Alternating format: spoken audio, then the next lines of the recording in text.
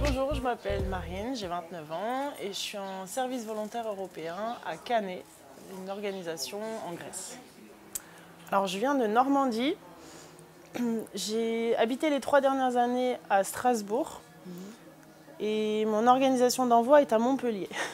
Ton organisation d'envoi est à Ouais, Montpellier. parce que en fait j'avais un contact à l'organisation d'IPEC dans c'est le col quartier de La Paillade.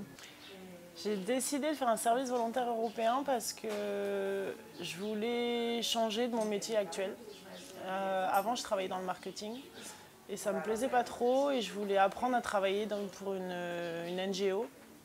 Et du coup, le service volontaire européen, c'était une bonne occasion de partir à l'étranger, d'avoir un peu d'expérience aussi. Alors, j'ai fait des études de commerce et ensuite j'ai travaillé dans le marketing digital pendant près de 3 ans. Dans des agences et dans des entreprises et ça me plaisait pas beaucoup.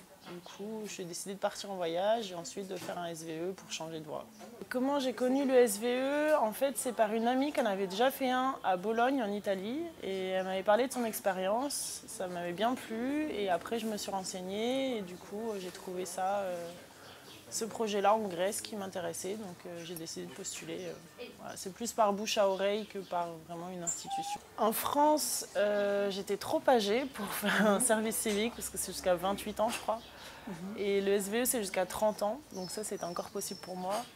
Et j'avais aussi la volonté de partir à l'étranger pour vivre dans un environnement international et apprendre non seulement travailler dans une NGO, mais aussi travailler dans une NGO dans un contexte interculturel, avec une autre langue, avec mettre un peu plus de challenge. J'ai l'impression d'y trouver du sens et je me forme en même temps.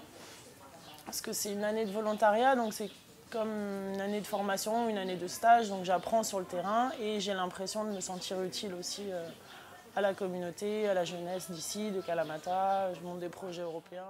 J'avais déjà l'expérience d'aller à l'étranger, de m'installer à l'étranger, dans un environnement où je ne parle pas la langue forcément parfaitement. Bon là je ne parle pas un mot de grec, donc c'est encore pire. Mais non, ça s'est assez bien passé. Puis je pense que le SVE c'est de 18 à 30 ans. Peut-être quand on part à 18 ans, c'est beaucoup plus challenging. On sort de chez ses parents, on ne connaît pas forcément, on n'a jamais habité tout seul, c'est dans un autre pays, c'est plus compliqué. C'est vraiment moi qui ai choisi mon projet. En fait, quand tu postules à un SVE, tu regardes toutes les offres sont sur Internet et c'est toi qui choisis ton projet auquel tu veux postuler. Donc rien n'a été imposé et j'ai choisi ce projet-là parce que c'était plus un travail administratif, donc qui restait plus ou moins dans mon domaine d'études, mais avec une dimension internationale, ce que je voulais, et aussi avec le côté apprentissage. Alors ma mission, je suis assistante de projets internationaux, c'est-à-dire que j'assiste mes collègues de l'association Canet pour développer des projets de mobilité internationale ou européenne, que ce soit des envois de SVE, des accueils de SVE, des training courses, des séminaires, des échanges de jeunes, toutes sortes de mobilité européenne. Je ne sais pas si je pourrais retourner dans le marketing digital.